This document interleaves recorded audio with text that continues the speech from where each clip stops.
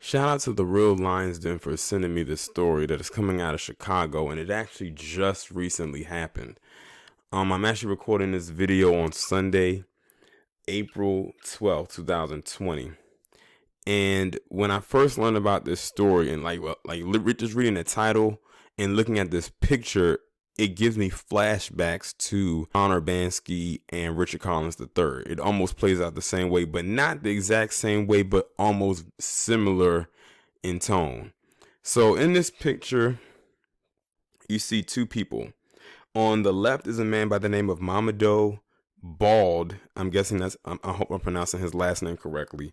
And on the right is a man by the name of Ryan Munn.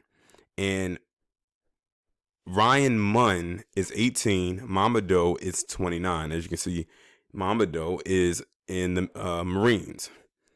Anyway, Mamadou Balde was killed by Ryan Munn when Ryan pushed Mamadou Balde into an oncoming train, killing him, instantly. There's no surviving getting hit by an oncoming train. It just isn't.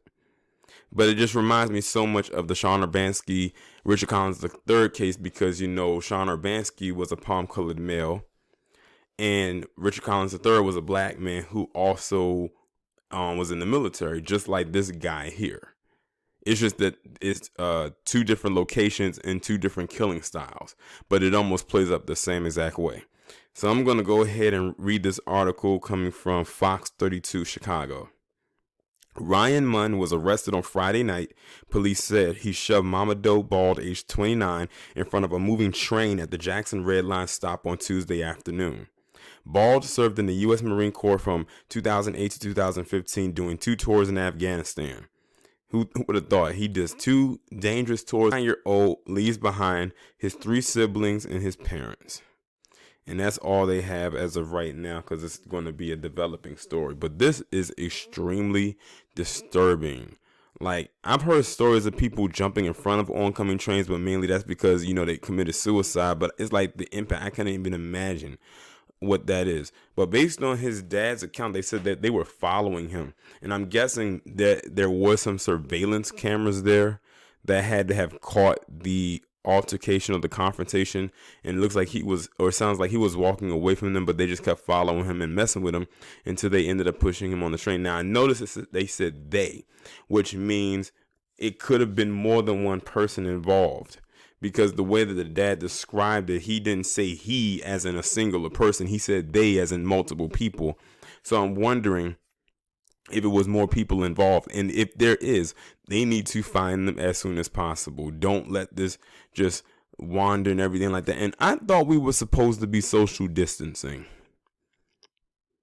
Maybe that's why he was trying to get away from them because of that, but they kept messing with him, and unfortunately he lost his life